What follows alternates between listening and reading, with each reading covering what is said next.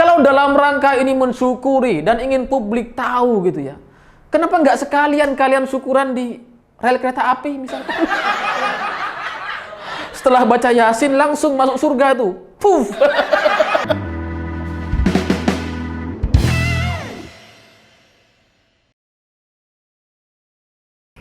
Selamat malam para mantan, selamat malam untuk semua kekacauan yang pada akhirnya kita jadi tahu siapa biang keroknya.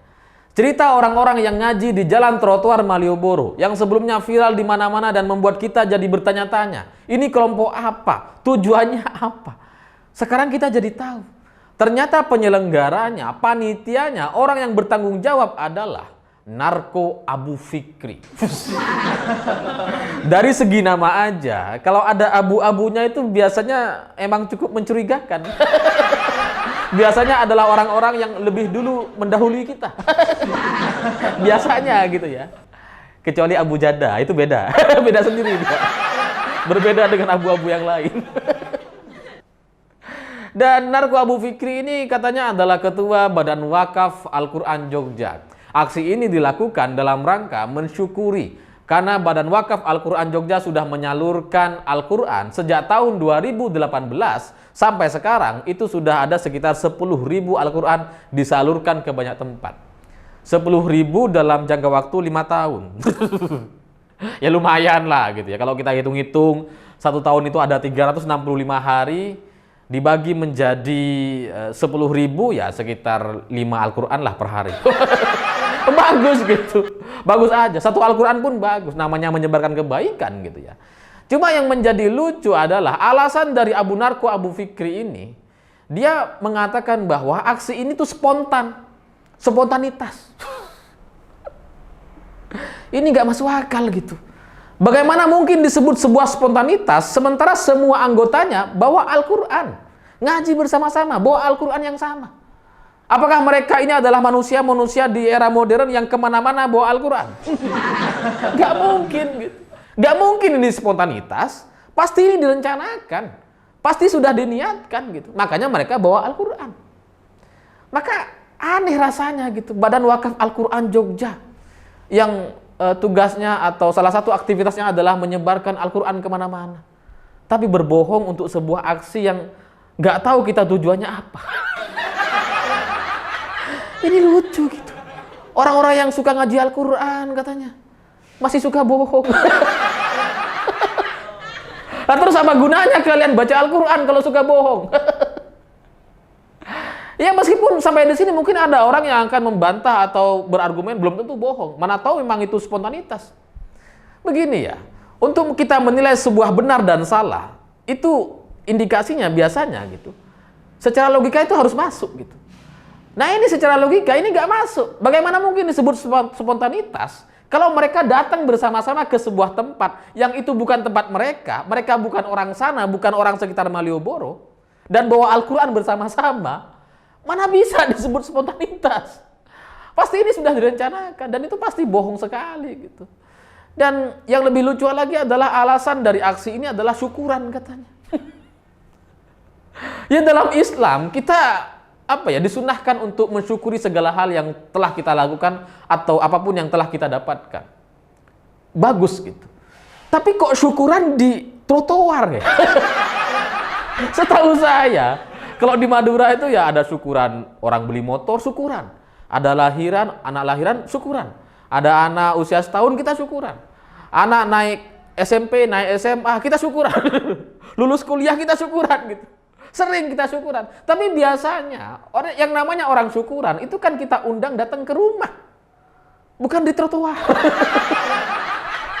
Nah ini, kalau ini syukuran Badan Wakaf Al-Quran, kan mestinya ada tempatnya, ada kantornya. Kenapa nggak ngaji di kantornya?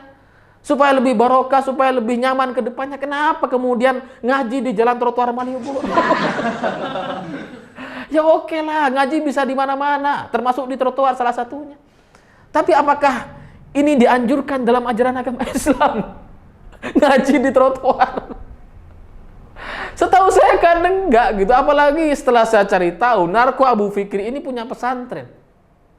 Apa tuh namanya pesantrennya gitu? Kurang terkenal lah. Tapi dia ternyata pimpinan pesantren gitu. Yang namanya pesantren biasanya kan punya masjid gitu ya. Ada tempat-tempat yang cukup lah untuk menampung banyak orang. Kenapa nggak ngaji di pesantrennya sih? Kenapa ngajinya di trotoar? Kalau dalam rangka ini mensyukuri dan ingin publik tahu gitu ya, kenapa nggak sekalian kalian syukuran di rel kereta api misalnya? Setelah baca Yasin langsung masuk surga tuh. Puff. Iya loh. Jangan tanggung-tanggung kalau pengen terkenal, kalau pengen punya panggung, kalau pengen diberitakan gitu. Ngaji aja di rel kereta api. Gimana ide saya? Bagus kan? Syukuran dalam rangka tujuan masuk surga. Bisa itu gitu.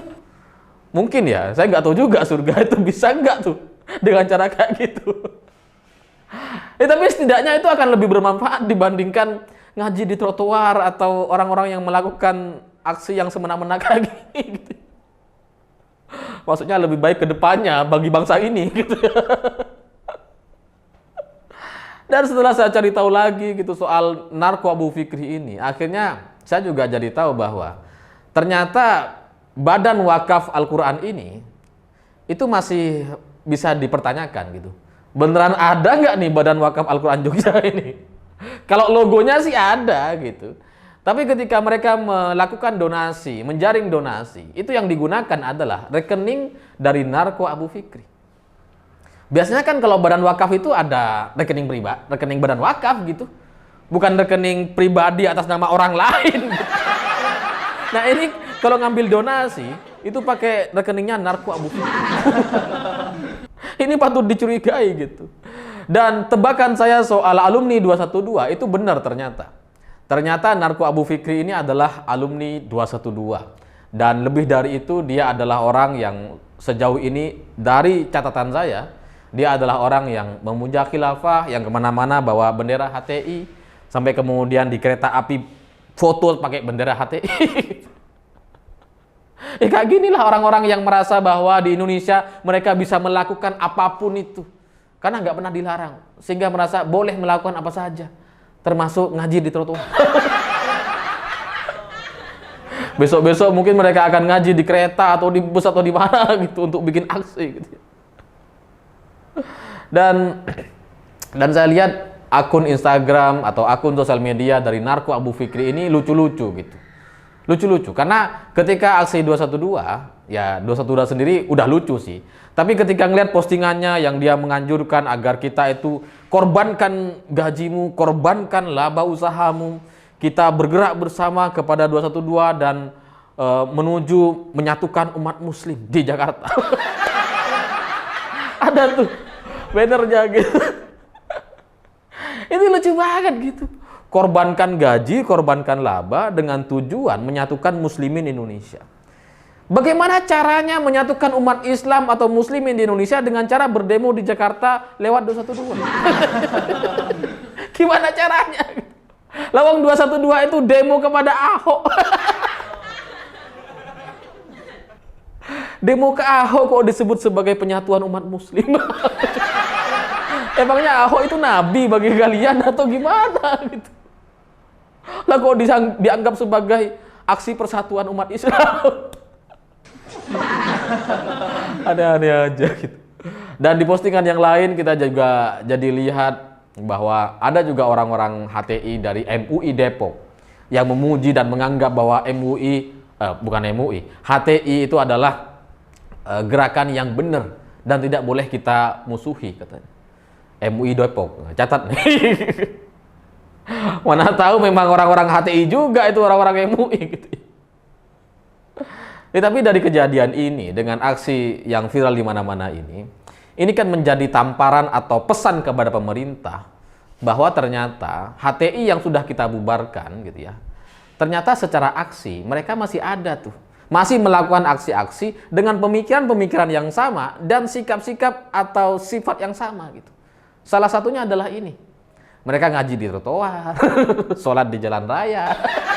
Ini contohnya gitu. Mereka merasa bebas melakukan apa saja untuk menyuarakan dakwah, menyuarakan aksi-aksi ibadah gitu ya. Tujuannya apa? Ya tanya kepada mereka gitu. Nanti kalau saya bilang takutnya dibilang fitnah.